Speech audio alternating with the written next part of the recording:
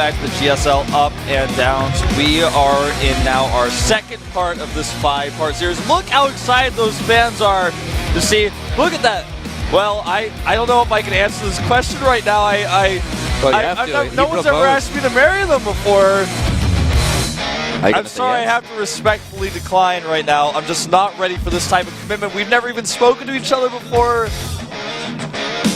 Wow, we've had a few proposals to GSL, but I never thought one would ever happen to me. I'm still like a little bit, my heart's beating really fast right now. I'm like, I gotta get myself together here. Even Lucira is smiling. I know. Well, there we have the both of them, Bbyong and Lucira in our next game. Another Zerg opponent for Bbyong and Lucira. Well, against Symbol, Bbyong didn't look too good with his attack. It just didn't really work. It was completely countered by Symbol, and the straight position on top of the ramp will lend itself into a very, very difficult position for Bbyong. But now we have Lucira, and Lucira also lost his first game. Both of them lost their first match. Lucira to first and Bbyong to Symbol, as mentioned. They're chatting in the lobby, and Lucira said, well, if you play me, you can only use the mouse. And so Bbyong says, all right, so then you can only use your keyboard. He's going to lose that game. I'm pretty sure. I'm pretty sure you have to click on stuff somehow. Lucira is going to play keyboard only. I don't know how, but he would be able to pull that off, I'm sure. If there's one I heard play he out beat there. in control with mouse only once at an MLG. I was always wondering about the credibility of that once story. Played a game where he controlled the keyboard and the mouse with his feet. Yeah, I've heard this story. I want to see this on video. I want to ask him next time I see him to do it for me. He did that against the computer while we were waiting for his opponent to be decided. But well, let's concentrate a bit more on the up and downs here. GSL up and downs, Lucira up against Bbyong. The map is Entombed Valley. Get ready, guys. We are about to jump into the game.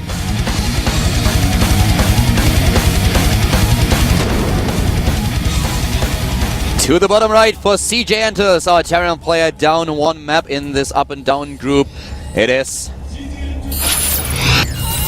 CJ enters Bbyong. The CJ Enters fangirls are here once again, rocking the yellow sweater. We gotta get that rules sheet out of there, man. It's always just like looking at the back. I'm like, what is that? I'm surprised that we don't see him using one of those tablets and his own iPad thing. Yeah, and his own picture that he usually shows. But well, top right we have starting for Incredible Miracle in blue, the Zerg player. Yes. LGIM Lucira. Lucira with a loss in his first game against his teammate. There's that Twitch that we all love so much. Yeah. Blinking like a madman. Was that a note in his booth? What? Did you see that piece of paper? It looked like there was a piece of paper folded up on his booth, like, after this he's gonna pass a note to his girlfriend under the desk. Teacher's gonna ask for it. Well, we have a slightly forward barracks here. It's like one of those barracks that's kind of like asking a girl on your first date, like a few hours in, like, do you live alone? It's kind of forward. It's like, is it okay to ask her if she lives alone? I'm not, I'm not trying to be creepy. I'm just kind of curious. It's one of those barracks. It's a Makarax, otherwise known as. You think? That's not that forward. It's and not I'm talking about the barracks, not the question. Whoa, okay. Alright, yeah, it's not that forward. It's just at the natural. It's a 2-Rax play, actually. Yeah, 2-Rax opening here for Bbyong, so he is prepared to be a bit aggressive if Lucira decides to be too greedy here. The hatch first, of course, inevitable for the Zerg opponent, and now we have, without further delay, the spawning pool. Not trying to get any additional drones out there, not going for gas first, something that he can do on this map. But he has all the scouting information. He was lucky enough in this position to scout his opponent on the first, spawning position that he scouted. And I wonder what we're going to see from Lucira, because he's already lost his first set. And he played against a tough Protoss opponent, but he's got to switch gears into a different matchup here. He's playing against our only Terran, Bbyong, in the group. And Bbyong, on the other hand, he's actually putting on some pretty heavy pressure here with this 2-Rax. Normally when you have this 2-Rax at the natural, on most maps, you still can't really do a whole lot. But on this particular map, he's actually already able to force Lucira to do a drone pull. Well, the drone pull works kind of well because he can always retreat to the natural. But he's following those units for a long time, just buying a few precious seconds so that he can get all those Zerglings out there. 10 building. Oh, and now nice surround. He makes sure that there is not this pocket that we sometimes see on the low ground. So this was really important. But now he's... Oh, wow, he doesn't even lose one of those. I was just about to say that the drones are a little bit trapped here. But now the Lings are out, and they will definitely end this. And Bbyong is losing a lot. Yeah. Lucira is losing mining time, but Bbyong is actually losing units. Not a single drone loss for Lucira. That was really incredible. That was a nice defense. That was actually awesome. And he didn't even have to make the spine crawler. As a Zerg player, this is so scary because there's always this position where you try to be safe, but you don't want to pull all your drones, so you don't really commit as much as you should, and then you will lose the game if you're unlucky. Here come the Zerglings. Not a good idea to attack up the ramp against this many Marines that he doesn't know, of course, about it, but the SCV is actually surviving. Yeah, surprised me a little bit. I thought at least one of those would die, but that was well played by Bbyong as well. In total, he lost 2. There was a Zergling, or rather a drone for Lucira that was hovering at the natural to see if Bbyong took a command center. It was killed before the command center could be placed, but it delayed the command center a little bit. Now there's an Overlord going to verify. Are you making a command center? Are you doing some sort of 4 barracks follow-up all-in, or you just pull your SCVs? Oh, he even sees the Marines that are trying to sneak past. Oh, really beautiful play by Lucira. Great map awareness here. Wow, this is not enough Marines, and they're actually a little bit isolated. He needs to wait for his friends and his buddies. Yeah, he tries to take down this SCV that is currently building the command center, and he delays it for a little bit. This is actually such a cool idea by Lucira because he saw the Marines going through the hallway, which first of all allows him to save his Overlord, but then he uses that even further to say, alright, well, I've got an opportunity, maybe I can delay this command center. That was really nicely done. The position for Lucira is a good one, and the reason why Bbyong is now going for the double command center is because he knows that in economy he is far behind his opponent. The Zergling's not able to get in here. The barracks that Bbyong just lifted is placed down again. But for Lucira, this is a good start. He was able to save his hatch without losing too much. He was able to delay his opponent's command center for a little bit. And as long as he doesn't open himself to this Marine poking that Bbyong is currently executing, he's going to be fine here. Third base should be built by him fairly soon. He's trying to spread this creep a little bit further. And this is also what Bbyong is just trying to scout. Is there a third base? Are you trying to take a third? And if so, can I cancel it? Yeah, that's the question. And well, not really, because there's no third. Exactly. It's the question he wanted to have answered. Under attack. And he did. He answered it, man. He didn't even have to ask Bill Nye. He just saw for himself. He didn't have to send Detective Wolf on the case. No, he didn't have to ask me. I was, Detective Wolf, Private Eye. Could have called me. I would have had to get a voicemail on that though, because I'm casting right now. But I would have told him later as soon as I got his call. He would have known by then though. One scan dropped to make sure that he sees the tumors and can take them down. And right now we have speed being started for Lucira, and he is adding a lot of gas here. He's still on 2 bases, but he's now trying to get a bit out there and get his third maybe up. Look at all those queens. He has so many queens right now. 6 in total, and 4 of them are just dedicated to spread the creep as fast as possible. You know what's really interesting, by the way, I want to point out, we've seen this from a few players like Bomber. You have combat shields before stem, and he's got a ton of Marines, so you might actually just try to hit that push where you just walk a bunch of Marines across the map and try to force cancel on the third. Sometimes you see it with a bunker. There's a lot of queens here, though.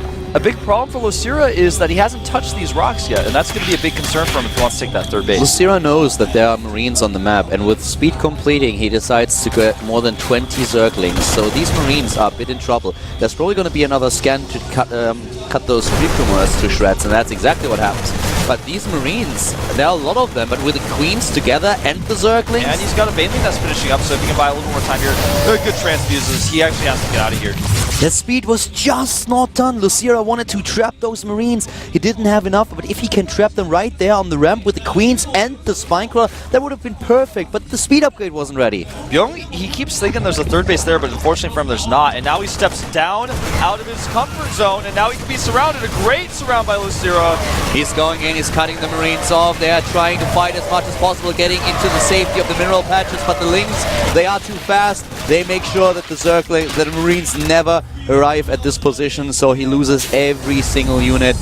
Yeah, and economy-wise, Bbyong is in a great spot, but army-wise, he just lost it. It's totally gone now. And now how is he going to be able to actually put his third down? It's not going to be easy. Oh, this is the Lucira we know and love, man. 29, 30, 31 Banelings. You know, Lucira completely cut the drone production. He's on 40. 51 already for his opponent, so he really wants to go for this aggression. Also the reason why he delayed his third base for so long. Exactly, and it's perfect for him because he knows that Bbyong just lost everything. How can he hold here? One barracks targeted down. Here come the Banelings slowly There are way too many. There are so many Banelings arrive, and now the bunker is gone. What can Bbyong do? He's already down one game. He lost to Symbol. The Banelings take down the SCVs. The Harvesters are gone. 25 dead, and now he only has 32 left. And Lucira, he is not even done yet. Yep, he's going to try to bust down these depots.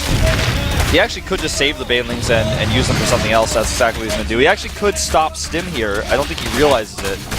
Actually, the barracks might go down before the tech lab even. The one would also stop it. Thing that Lucira has to do now is take down the production facilities of his opponent. He's busting through the supply depots. Boom, there they go. And this is nearly even supply blocking the Terran play. It was only at 34 supply. Stim so right canceled. now, this is an awful position for Bbyong. He's trying to hold on. Yep, he is. I mean, he's fighting with a landed assault mode Viking here. And he will actually survive this first wave, but the second wave will kill him. Lucira is trying to avenge Nestea here. This is a grudge match. Bbyong took out Nestea with a 2-1 in Code A, and Lucira is trying to avenge the creator of the universe, his teammate. The Roach Warren goes down, and he does not even think about getting a third base. He doesn't get any drones. He's just going for the attack, spreading the creep further and further in this game, whereas Bbyong is now heavily relying on the mules. Yep, and look at how many Baileys he's got. He's trapped the Hellions. A great Hellion shot, but it doesn't matter. He tries to make a barracks wall here. Should have used eBays. Tick, tick, boom, and here we go. The Banelings moving in once again. And now the floodgates are open. The Zerglings are moving in, taking down one Hellion, the second one, and there it is, the GG. And Lucira puts a point on the scoreboard. Well done. That's Lucira, everybody knows. That's that Lucira smile. There's the smirk. Lucira, man, he may just be able to get out of this group. Lucira with a good game here, and Bbyong now against two Zerg players, not with a single win, 2 losses. He's at the end of this group at this point. He is down 2 maps, and that's very unfortunate for him. He has still to face DRG, he has to face Bbyong first. And talking about Bbyong first, they will be the next players in this group. Battle of first Protoss versus Protoss. It's going to be awesome, man, because Protoss versus Protoss, I feel, you know, I really love watching Grubby play it because Protoss versus Protoss is oftentimes a matchup of decision-making.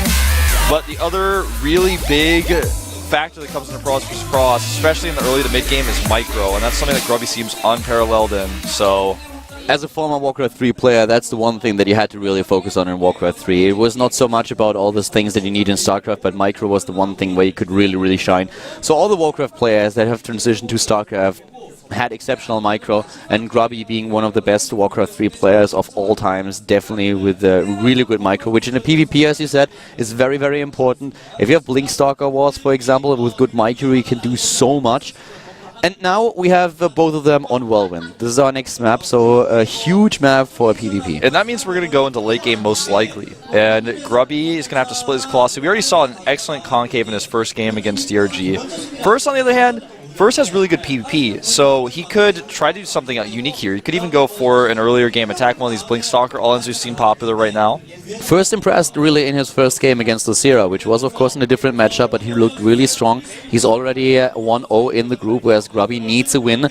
He lost the first game that we saw against DRG, which is of course one of the strongest contenders in the group. We talked about him, DRG and Symbol being the favorites right now to take these spots.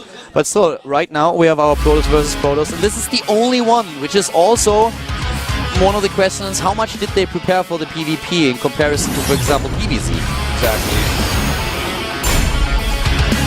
Well, this is going to be a very unique situation. I love it.